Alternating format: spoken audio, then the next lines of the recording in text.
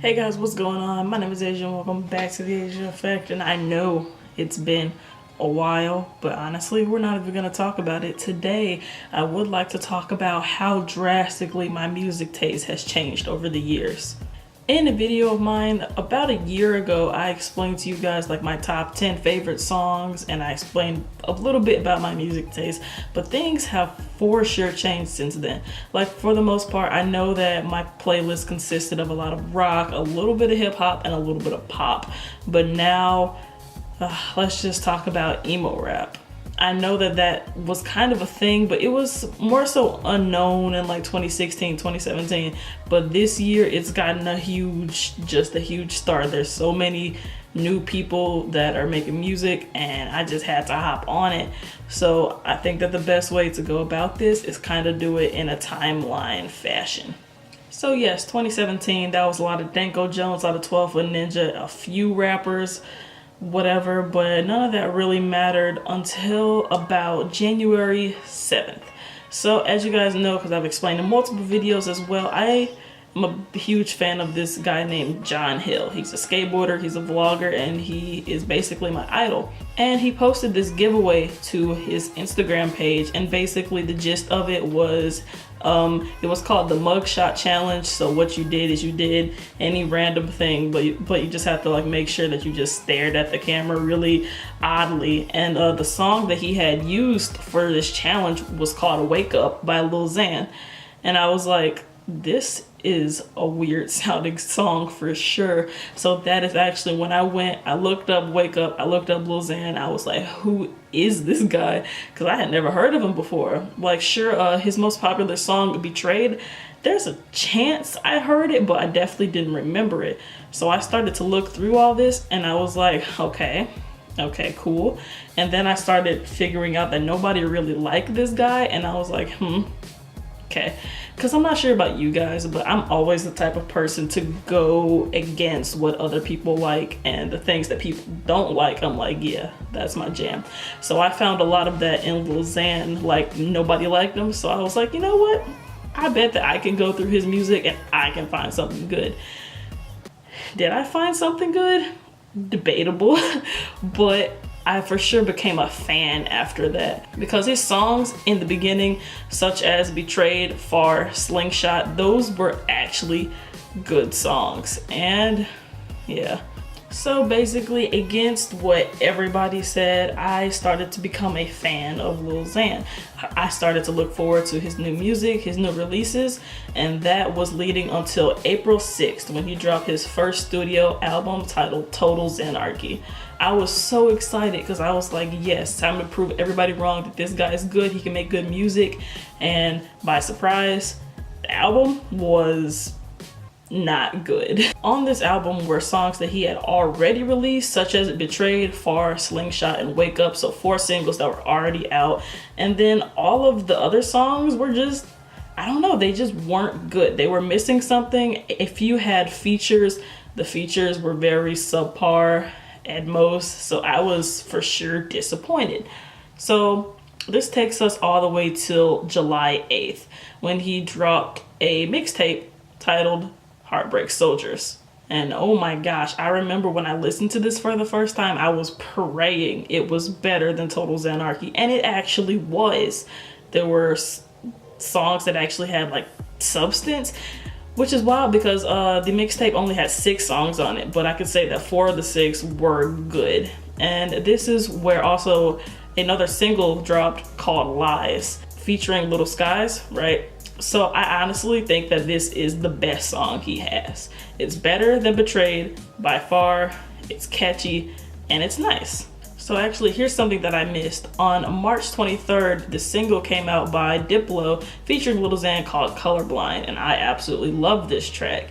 So like, that was my favorite song for a few weeks. Then after a while, I decided, okay, if this song from the album is good, let's check out the other songs. And one of the songs was Wish featuring Trippie Redd. And this is what got me into Trippie Redd. Now, I had actually heard of him through, who was it? FaZe Banks. FaZe Banks, he used to vlog and he was a big fan of him. So I had heard of Trippie Redd, but I had never listened to his music. So once Wish came out, I was basically changed forever. Like, Wish is to this day still one of my favorite songs. It is for sure top 10 favorite song. It was like the vibe in that song, like, it's so catchy and it just makes me feel good. So now in the past few months, Trippie Redd has dropped his first studio album called Life's a Trip. I love pretty much every song on there.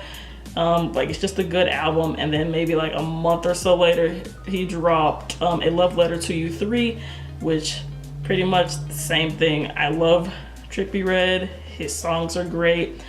And there's not nearly as much hate surrounding him as there is Lil Xan, but I do think that Trippie Redd is underrated, and I'm going to continue to listen to his music and love it. So to tie all of this back together to the whole how the genre of emo rap changed my playlist, I mean, it's pretty self-explanatory. I started listening to Lil Xan, then Trippie Redd, and then it all just stemmed from there. Like, I listened to a few songs from this guy, a few songs from this guy, and basically it just makes my playlist seem a lot more like I'm willing to try new things and listen to new music.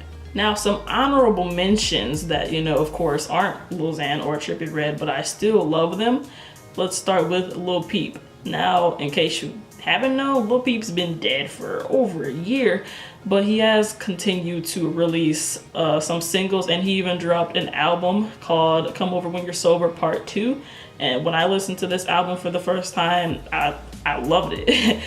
I feel like each song is great in its own way, and it is for sure one of my top albums of all time. Another honorable mention, we have Killy. I'm sure a lot of you have not heard of Killy, but you have probably seen that One Genius clip from him, like, you know, the guy who sounds like Sheen.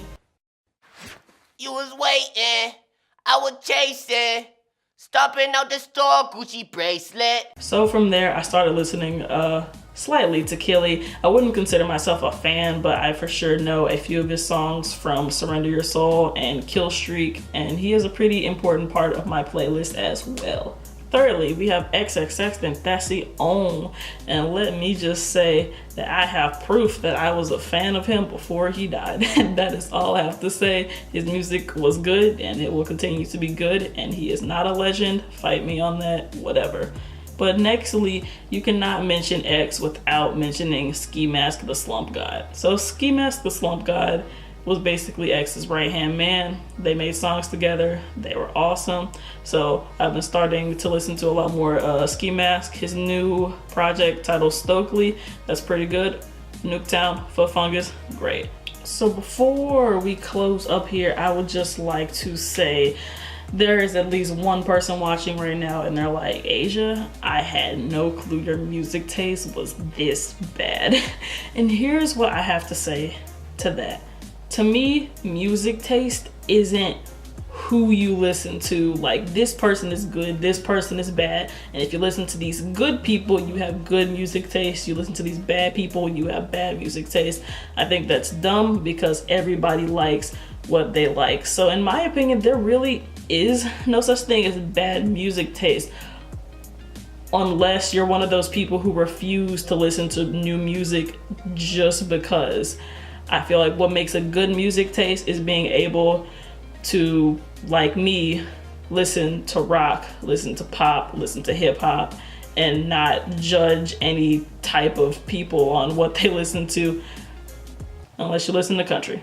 Country's bad. But yes, guys, that is all I have to talk about today. If you enjoyed this video, you can give it a like if your heart ever so desires. Hopefully we can have some more consistent uploads, and I guess I'll see you whenever I see you with another video.